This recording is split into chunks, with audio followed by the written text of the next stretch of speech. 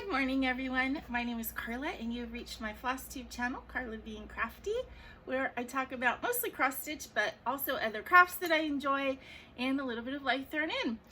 Today is Sunday. It is July 10th, and it is going to be a beautiful, hot day here in Southern California. It's been very warm, sunny weather all week, and we're definitely in summer.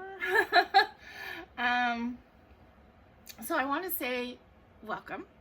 If this is your first time viewing my channel, I hope that you like what you see and want to hit like and subscribe and all that stuff.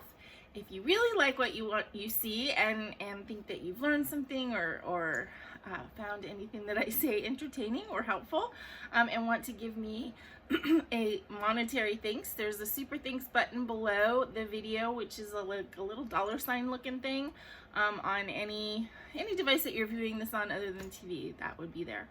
Not something that is required, but of course it is much appreciated if you decide to do that. If you are not a new viewer, if you are one of my returning friends, thank you so much for coming back and watching again. I enjoy doing these videos so much and spending some time with you each week. It is truly kind of a highlight of my week, something I look forward to, and then I look forward to messages from you guys and getting to have mini little conversations, and so it's something that's just really enriched my life, and I thank you guys so much for being a part of it. Want to give you guys just a reminder of a Zoom that we have coming up, the Carla Being Crafty Stitchy meetup.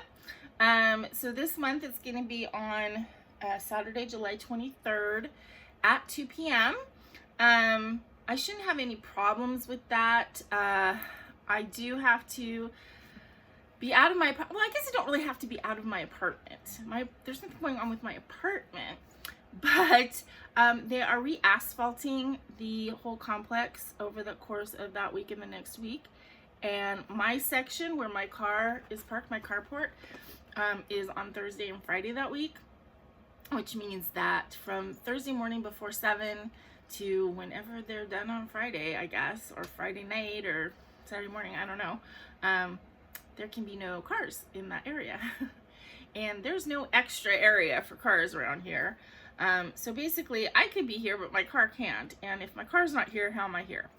So I think what I'm gonna do is go to work extra early on Thursday morning, and then go from work to my brother's house, and then I'm just gonna take a personal day on Friday and spend the day with the kids. Maybe go swimming, that would be fun. And then I'll come home Saturday morning. So I shouldn't have any problem doing the Zoom on Saturday. If there is an issue, then I will post on Instagram or something, but I shouldn't have any issue. I can't really foresee that there would be anything wrong, unless for some reason I can't get back into my apartment or stuff isn't dry. I don't know, but I mean, I'm sure the company that does this does it often and knows what's going on. It did say on the notice that we got that, you know, weather situations, you know, could create changes, and I'm thinking, yeah, like it's gonna freakily rain here in July in Southern California, although I guess it could. So anyway, so that's what's going on with that.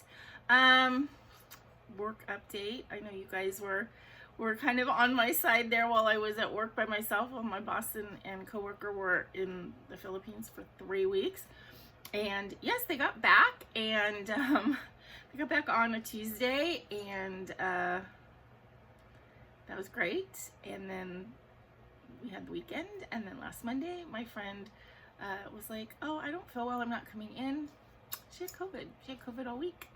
I don't know what's happening next week, but I do know that I'm still basically, I mean, my boss is there, but I mean, let's be honest, he's the boss. He doesn't do any of the actual like work stuff that has to happen.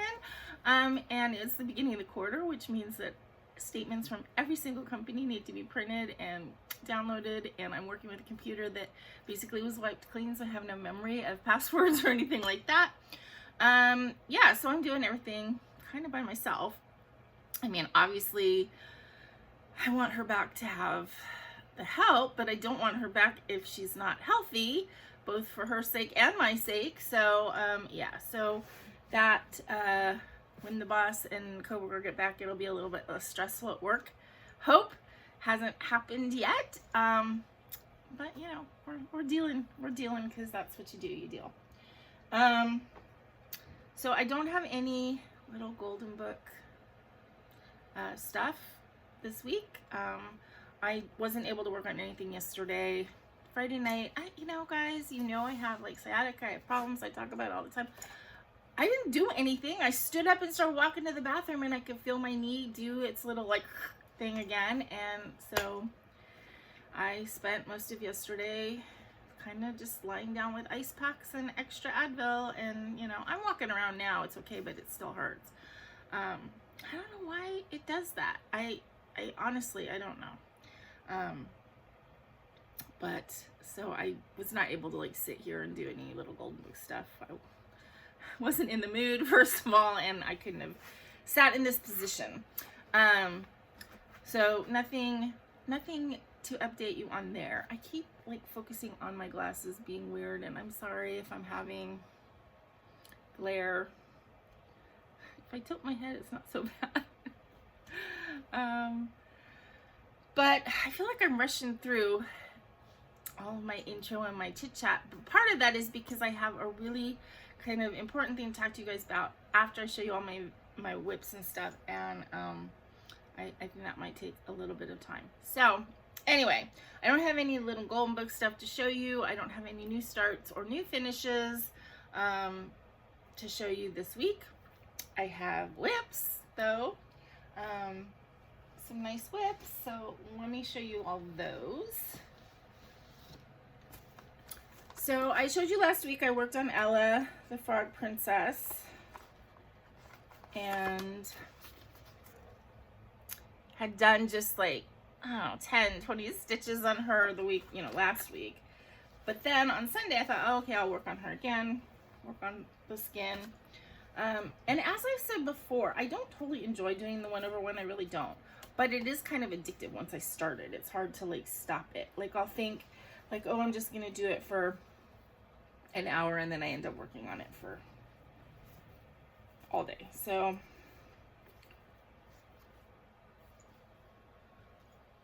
I did work, I finished filling in here, and I actually did a bunch of stuff over here on her arm. And when I had colors like left over, I brought it up into the head. So there's like some 1/1 done there. But I'm not sure that it's like so much that you guys can see a difference from last week. But yeah, I did do quite a bit more 1/1 stitching.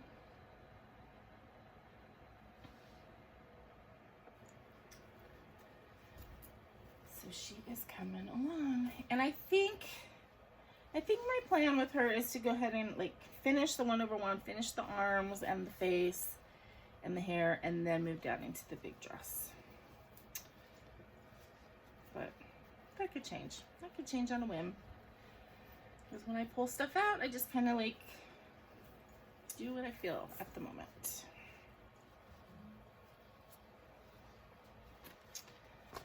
So that is Ella, the Frog Princess by Mirabilia.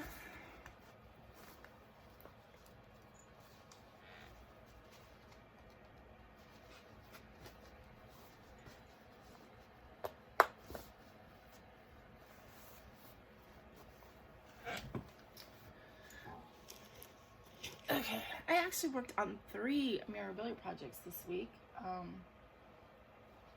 Not intentionally or anything, it's just that's what I grabbed that day. I worked on Gigi, which is one of the Bewitching Pixies. Where's her picture?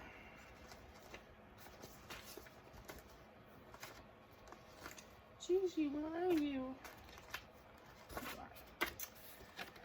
And she is one of the projects, one of the Bewitching Pixies that I am doing on a printed fabric. So I have a whole series of them that I'm going to be doing like one by one. It's kind of, I don't know if I want to call it an experiment, but it's just, I'm fascinated by the idea of using these background printed fabrics, you know, and putting pictures on them And I don't know, to me the Bewitching Pixies just really lend themselves. So I started with the Eva with the green moon fabric, and this is my second one. So this is how far I've gotten.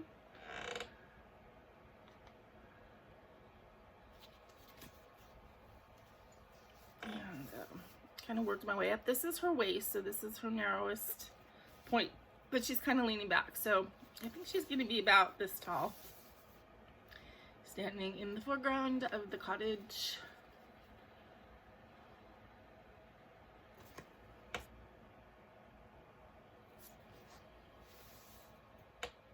And probably I'll work up and do her head and stuff, and then come back over here and do the big bulk of that dress.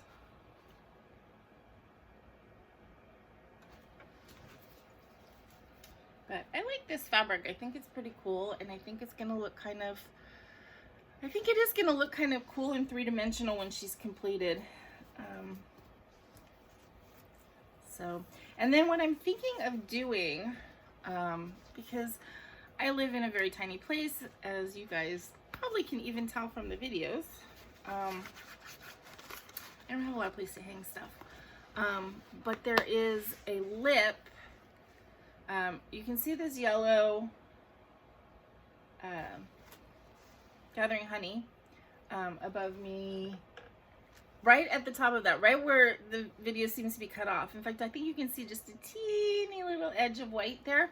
There's like a little piece of wall that comes down about that big, and it's not really big enough to hang something on, but I think I can hang stuff from it. So like I could hang the Bewitching Pixies and just have them hang lower than the wall actually is. And I'm thinking that that might actually look cool, and especially when I get several women to just have them across the entranceway into the kitchen.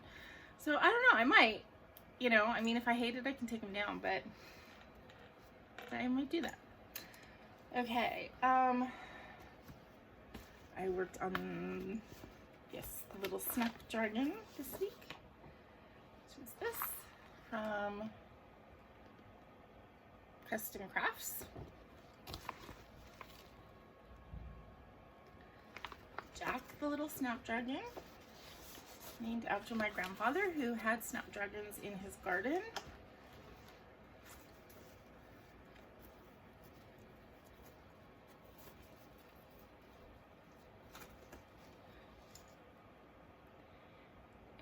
And I brought some more stitches down, some more in the wing. He's very cute, and I just love this palette. I love the greens and blues and purples. Very, very pretty.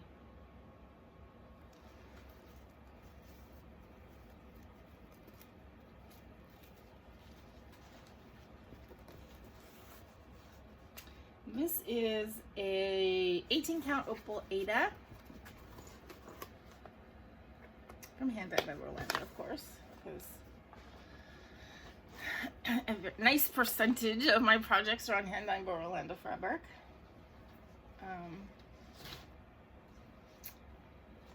This is one of my full coverage mini Heaven and Earth design projects. This is the Mini Flower Kitty by Jeremiah Kettner. And I'm doing this one on 28 count using 2/1 tent stitch, which I really like it. I really like that method of stitching on these little full coverages. So I think I will be doing that more.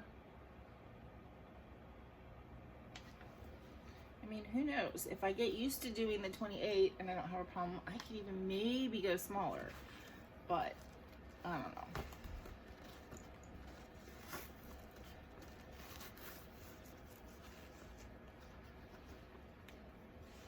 The nice thing about, you know, kind of like the Haid full coverage when you're working that tiny, for me, is it's like, because it's full coverage, because almost like each stitch is not quite as important on its own, if that makes any sense. I don't worry about each stitch being perfect. I mean, I don't worry about each stitch being perfect on anything really, but even more so on that, I feel like I can work on something tiny and it's gonna look good, even if my eyes aren't perfect. Okay, and the last thing I worked on this week, I have posted pictures of this on Instagram and Facebook in case that you happen to see. On Facebook, I'm posting it in the Nora Corbett Full Conversions group. This is my conversion of Nora Corbett's Mediterranean Mermaid. You know, the pictures always fall off the packaging and then I don't know where they are. Hold on. Oh, there it is. So this is the Mediterranean Mermaid in her charted glory. Some people hang her this way, some people hang her this way. But I just decided that she lent herself pretty well to being converted to Ariel, the Little Mermaid. So that's what I'm doing. And that is how far I've gotten. So more hair was done this week, more tail was done, and I added her top.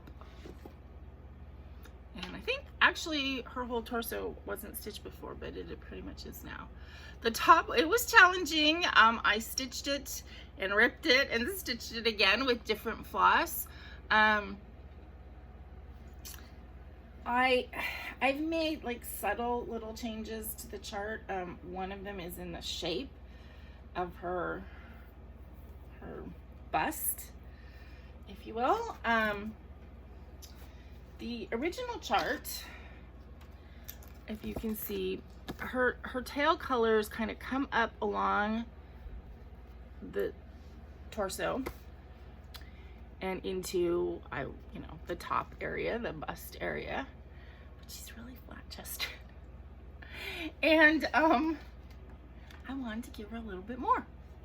And I wanted to pull, it's very like thin, so I wanted to pull it in a little bit more on the body. And then the Little Mermaid top does have a band around the back. So I actually just kind of cut out these colored stitches, and I figured that torso wise it didn't make her look weird. I think it looks good. Like her torso looks like it's a decent proportion, but I did give her a little bit more bust. And so when I first did it, it looked ridiculous, and I was trying to follow like the pattern as far as colors, like substitute the colors, but I was using a substitute color in the spaces that were charted, if that makes any sense. And it looked odd, the colors that I had chosen. I mean, they were purples, but I had a dark purple and a light purple, and it made it look like she was wearing a bullet bra or something. It was very weird. And Ariel's top is very much like scalloped, like shells. So I was trying to achieve that. So I changed the color, and I think it looks okay. If I did it over again, I would maybe move it down like one stitch down her body, because it's a little bit in her armpit, but I think overall it looks good. And I think the color looks great.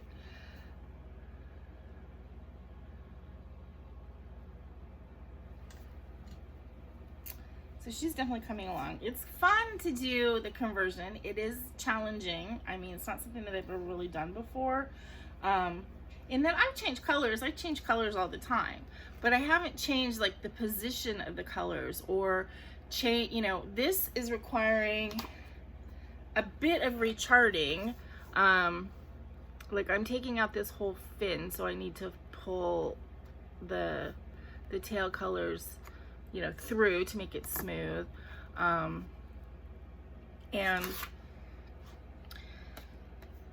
I'm changing kind of like the color scheme, because here the end of the tail is very green, and then the tail itself is blue, which is kind of easy to switch over because I'm making this part kind of a light aqua and then this part more true green because that's kind of the way the Little Mermaid is colored.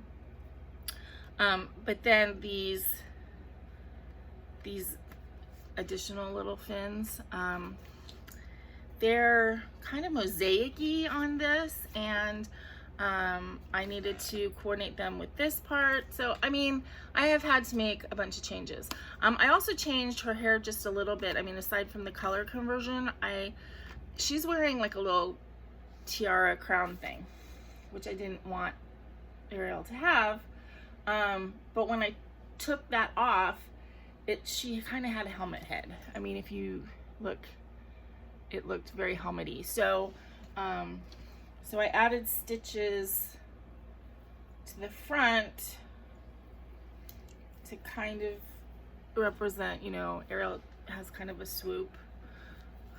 So I did add stitches up there to make her less helmet heady. But anyway, so I mean, it's challenging. It's challenging to do those changes, but I am enjoying it quite a bit.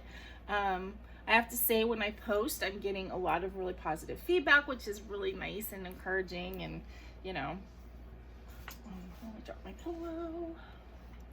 Ow. So, you know, that is fun. I haven't actually really done that much with other things, but because this is such a specific type project, because it is a conversion and the group is for conversions, I've felt okay about posting, and I have gotten a lot of positive feedback, so that's nice.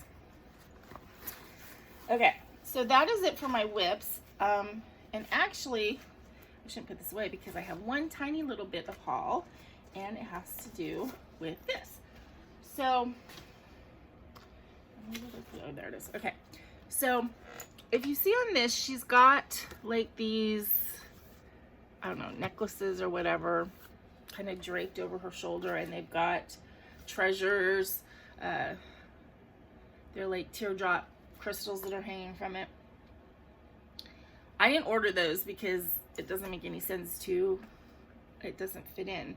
But I thought, okay, well, it would be nice to have something like hanging and as a necklace or hanging off her shoulder or whatever. And I was able to find on Amazon, these are so cute. They're gold plated. They took a long time to get here. They weren't like prime or anything. They're brass but gold electroplated. They're little forks. But they're not like, they're the kind of forks that like she had in the movie. They're all kind of like bent looking and imperfect, and the tines are messed up. And I think that's gonna look so cute for me to hang a bunch of like the forks off of her, you know, because she has the cave full of her stuff, and forks is one of her things. Does she call them thingamabobs, or I think she calls them thingamabobs. So yeah, I was really excited to find those, and they came in this week. So that's my haul. So plans as far as my, you know, my stitching for next week, it's, you know, again, more of the same. I keep saying that. But as you can tell from the title, I have this whole big project to tell you about that I am kind of excited about and also a little bit scared of. And I'm gonna definitely need this to be a community project. So, let me explain. So, Stacey and Aaron and the kids, as you know, are on vacation. Actually, they're coming back today. So, I don't know if they're on a plane yet, but they will be coming back today. But while they're gone, I mean, occasionally they would text me, whatever. And Stacey texted me, and she's like, "Have you heard of this project? You should go check it out." And it's called Stitching the Situation. So let me read you what their like little publicity thing says. I'll just read it from the paper that she sent me, and then I'll explain my involvement. Okay, so it says, Stitching the Situation is a collaborative art project in response to the pandemic. Utilizing the Johns Hopkins coronavirus database, we embroider each case and death reported with blue and red threads, 1 stitch each, respectively. It says embroider, it's cross stitch. What began as artist Heather Schulte's personal grappling with lockdown, then her uncle's death from COVID in April 2020, developed into a communally created work that has held space for safe gathering amidst isolation. As the pandemic developed, the project expanded to a nationwide effort with more than 350 people in 40 states and growing. The first 6 months are represented on 3 panels, the backbone of community stitching sessions held in Boulder and the Denver metro area so far. From June 26, 2021 onward, individual kits which represented each day since are sent to stitchers directly. Anyone is welcome to participate. There's no cost to do so. This project has been supported by individual donations and grants to alleviate financial barriers to participation. We are working on a system to receive stories and images from anyone who is unable to stitch for whatever reason, so we can work with them to create patterns for others to stitch on their behalf. We are committed to centering the stories of those most impacted by the virus, most especially those who fell ill or died, and their families and caregivers, who often already face significant living challenges prior to coronavirus. We're working with organizations who serve these communities, are actively seeking to collaborate with more, and welcome any feedback on how to enable ever more accessibility. Okay, so basically what it is each day of the pandemic is a block. And the size of the block depends on the number of people. So there's the main section is blue, and then in the corner there's a red block on each of these. And the red are the number of people who died that day, and the blue are the number of new cases reported that day in the US. So I was like, oh, that's kind of a cool project. I'm interested in doing that. And I sent, there's like a little form you can fill out if you're interested in stitching. And I filled out that form, and she sent me a message, and I wrote back to her, and I was like, my mom died from COVID on January 29th, 2021. Yes, I'm a cross stitcher. There, questions. So that's basically, basic stuff. So she wrote back to me, and she was like, I'm sorry for your loss. And she goes, I would love to offer you the January 29th, 2021 block to complete. But you need to know that that block is over 170,000 stitches. So think about, you guys. Think about that. Okay, doing the math, that's like a HAID that's like 425 by 425 approximately. We're not talking a small thing. These are all stitched on 14 count Aida. That's like what, 29 inches square approximately. So thinking about it, it's like there's no way I could complete that unless it was the only thing I stitched on. And I have a FlossTube channel, I have 40 projects. That's not going to happen. So at first I was like, oh my God, there's no way I could do that. But then I was thinking about it, and it's like, this is supposed to be a community project. And it's not like they send the thing out to you and they're expecting you to send it back in a month. I mean, they know that this is a long-term thing. So at first I was like panicked, like I can't participate in this. I can't do it.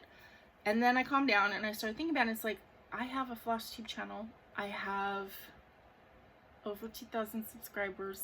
I have at least 300 to 500 people who watch every week. And narrow that down, I have at least 50 people who really watch every week, right? You guys who communicate with me and who are constantly messaging me, and we have conversations, and you join my Zooms, and and we're FlossTube, we're friends through FlossTube. So I'm like, I don't have to do this alone. I shouldn't do this alone. This is supposed to be a community thing. So she sent, so I went ahead and told her I would do that day. Long story short, this is like just the thing. And what they send you, so they'll send you a kit. So basically they're sending you the piece of Aida, and marked on the Aida is your outline.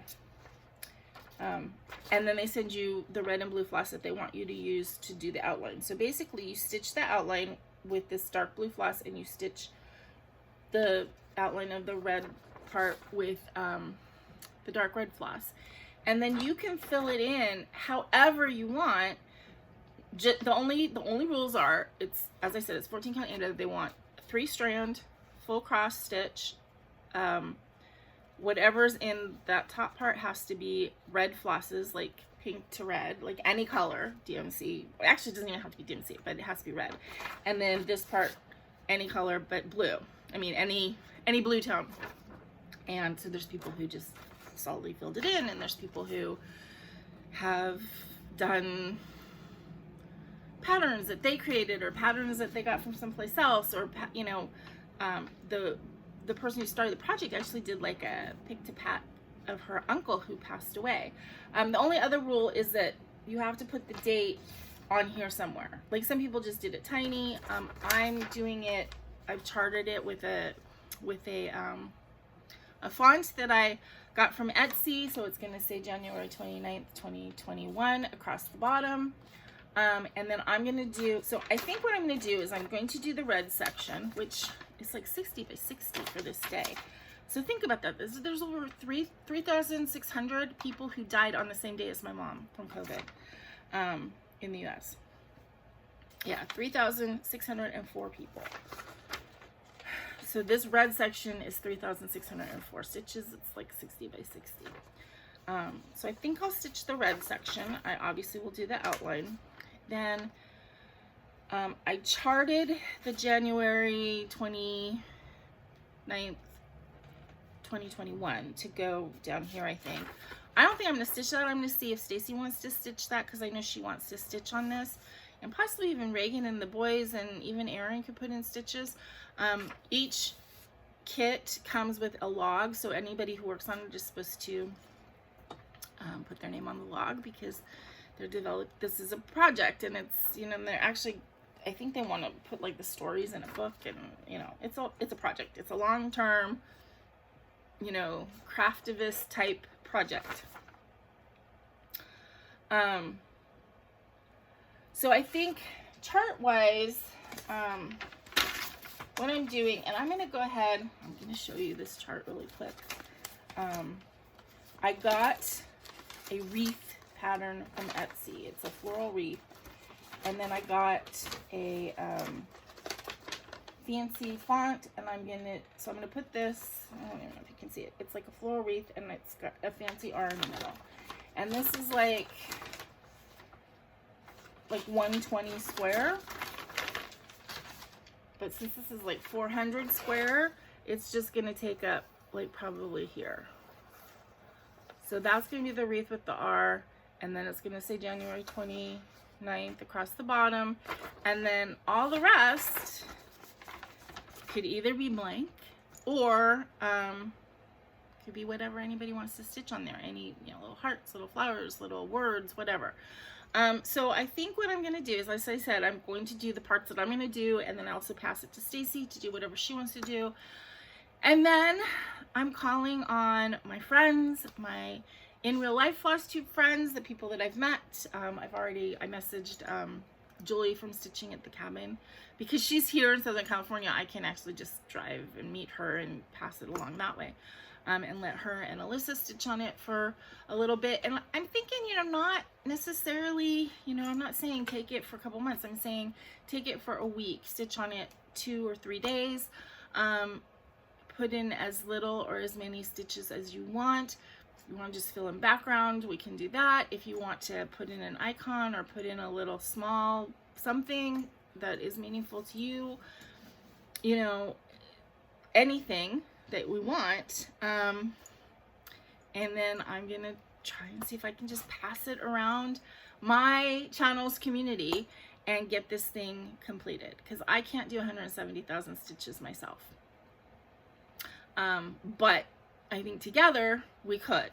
And so, you know, I don't know logistics like mailing costs and all that kind of stuff. It might be something that's gonna, you know, that I'm gonna have to hold off because I don't have the mailing money for a month or whatever. But you know, then also if I have more than one friend, let's say in Texas, which I know I do. I have a couple people that I can think off the top of my head that I think might want to, you know, stitch a little bit on the project for me. You know, maybe they can pass it around and then it'll come back to me. And it's kind of how it's intended to be. You know, I mentioned this to, as I said, to the artist who started the project, and she's like, that's great, this is meant to be a community project. She just says, you know, I need to be responsible to make sure that I know where the project is, that it doesn't get lost, and that either I get it back to them at the end, or that I have addresses so that they can get it back from the person who has it. But I feel like I will coordinate this project. I mean, this is not going to be a couple months project. This is maybe a couple years project. And it truly, it blows my mind to think about. I'm talking about this huge project, and it's one day out of 2 going on 3 years worth of days. This happens to be a very big day.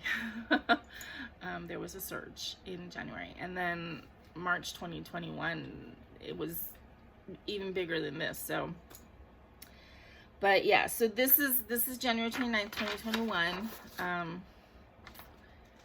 The U.S. cases that day, the new U.S. cases that day was 166,113, and the deaths that day were 3,604. One of them was my mom.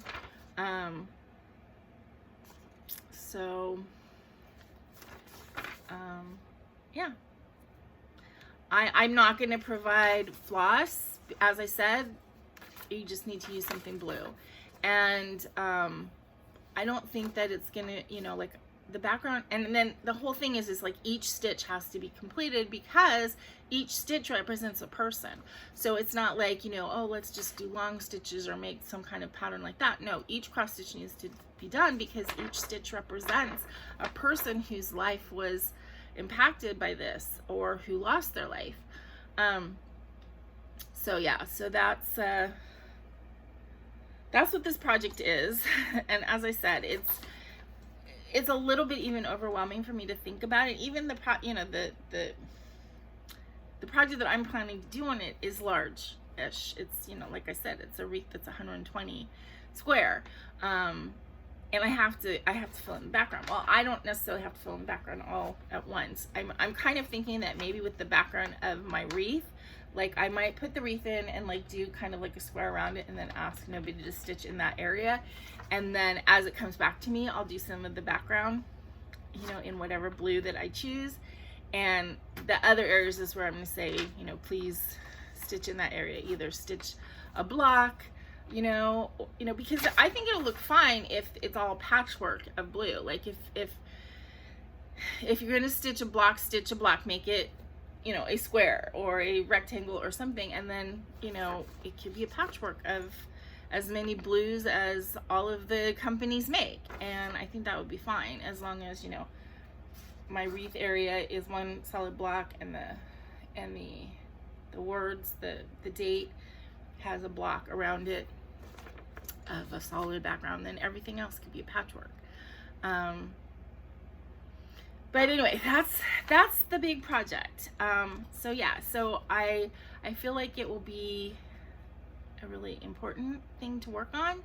I'm a little bit anxious about the idea of it because it is so big and because it is part of something bigger and something that like I can't, you know, abandon it. Like if whatever happens and we decide that it's not a project that anybody or I want to continue, we can send it back and they will give it to somebody else to complete. But I think it's important, and I don't want my mom and her untimely and unnecessary death to go uncommemorated. COVID has hit everybody, and it's just, I feel like, I don't know. I don't have any political things to say about it except that so many people were impacted and so many people lost their lives. And because so many people lost their lives, so many people lost someone. And, you know, I just think it's an important project. So if you're interested in the project, first of all, you can follow it on Instagram. The hashtag is Stitching the Situation, and you can see some of the blocks that people have done. I saw something somewhere where they said how many have been completed so far. So if you're interested in doing it and you don't want to participate in my block, but you do want to participate, you know, feel free to do that.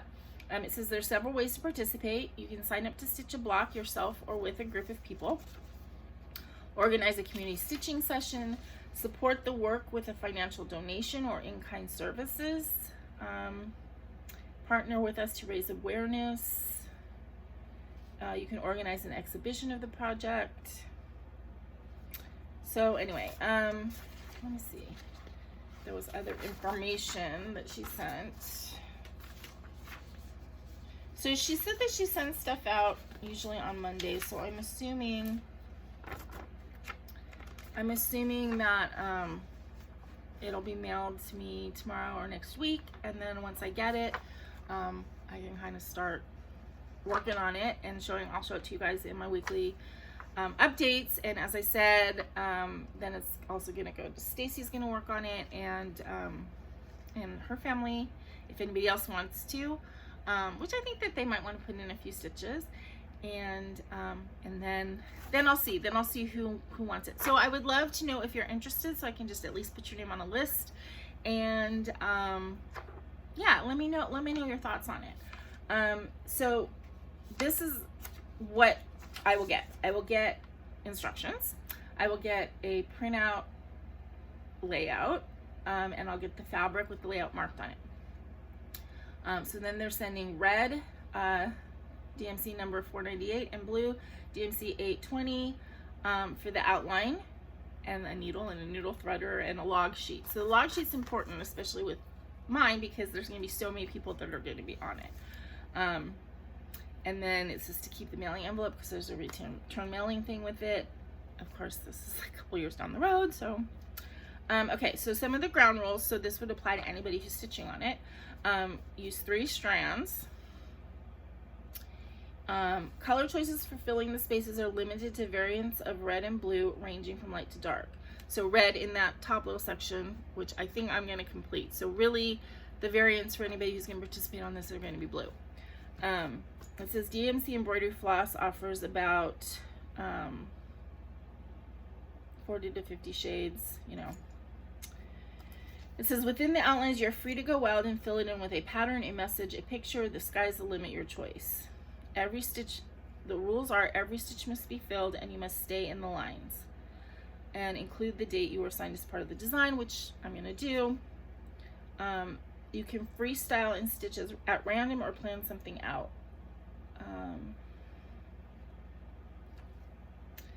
You are welcome to invite your family, neighbors, friends, coworkers, random people, whatever, to stitch on it, which I feel that way with this block too. Like if I send it to you and your sister's visiting and she stitches, or your mom and they're stitching, then please have them stitch on it too. Just make sure everybody's name is included.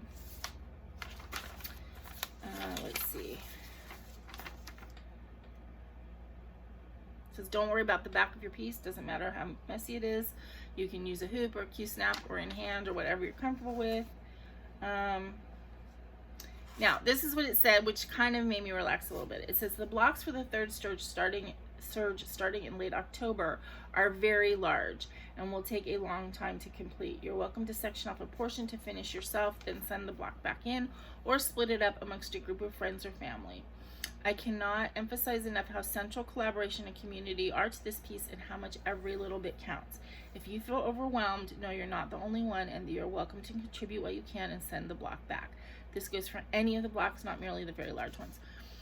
So basically, I would love to finish this within my personal stitching community, you guys, but keep that in mind. So if you say, yes, I want to stitch on it, and I send it to you and you're like, I can't, you know, I can only put in 10 stitches, put in 10 stitches. I mean, that's fine. I'm not going to be upset with anybody for wanting to participate and then not being able to do. But if you get it and you're like, you know what, I'm going to have it, I'm going to keep it for a week, and I'm going to put in 1,000 stitches on it, that's great.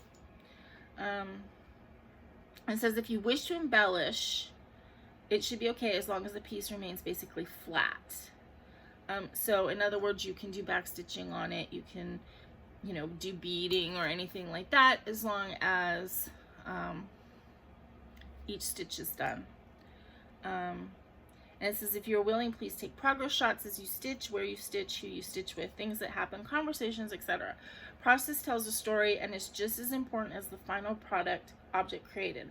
Also jot down insights or experiences you had while stitching so these can be added to the project blog when your piece is completed. Your blog is about your experience during the pandemic as well as those who are represented in each stitch. I welcome handwritten accounts as handwriting is so beautiful and our hands and touch is so restricted during this time. If you post your blog on social media, tag posts with the hashtag stitching the situation. For Instagram, please include the project page handle at Stitching the Situation as well as my account at Heather D. Schulte. So yeah, so that is the project. I mean, as I said, I don't have it yet. Let me know what you think. Let me know if you're interested in stitching on it. I'm curious, not like it matters whether or not I would send it to you, but I'm curious, would you want to stitch, you know, a little picture on it? Would you want to just stitch background? Would you want to, you know, put in, you know, a stitched poem? I mean, whatever. Do you have someone that you're going to be thinking of when you're stitching on this COVID project? Did you lose somebody like I did? I would love to know all that stuff. Okay, so the last step when it's done is to mail the piece back to them. This is a big part of this project is its story. I invite you to write your experience participating in this project. So again, if you're stitching on this block and want to, when you send it back to me, to send in something, then I will collate or gather all those, and when I send the whole big thing back in, I will put that in there.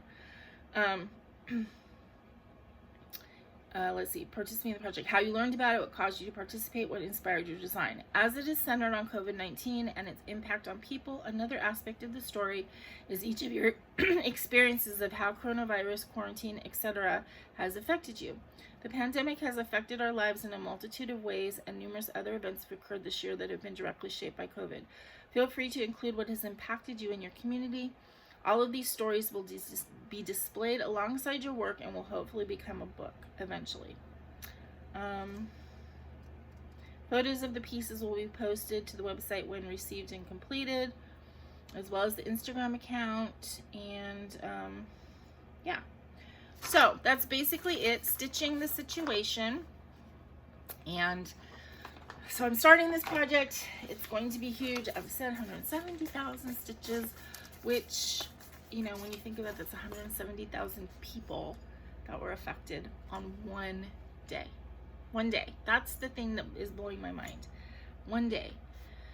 3,604 people died on that day, including my mom. So, that's the project, and I want to hear from you and hear what you think about it and hear if you're interested in stitching on it, which, even if there's only 5 people, that, you know, it still could be 6 months before you would get it, or, you know, whatever, because it's going to take time for each person to do it. So anyway, I want to hear what you think. Am I crazy for starting this? I think it's so important. So I feel a little bit crazy for starting it, but as I said, I think it's an important project, and it's just another way to honor my mom. And you know that my stitching, my mom and thoughts of my mom are so ingrained in my stitching, because I got all of that craftiness from her. So yeah, so I think it's a really important thing to do, and I'm halfway excited to do it and halfway terrified to do it, but I'm thinking that with the support and the help of my stitching community, that it's something that we can get done and be proud of, and be proud to be part of this larger project. So that's what I needed to tell you about, and I will let you know weekly what's going on with it. Okay, so I think that's about it for this week. I hope you guys have a good week coming up. Aaron and Stacy, as I said, are coming back from their trip today. I'm supposed to be going over there next weekend. Next Saturday is my brother's birthday. I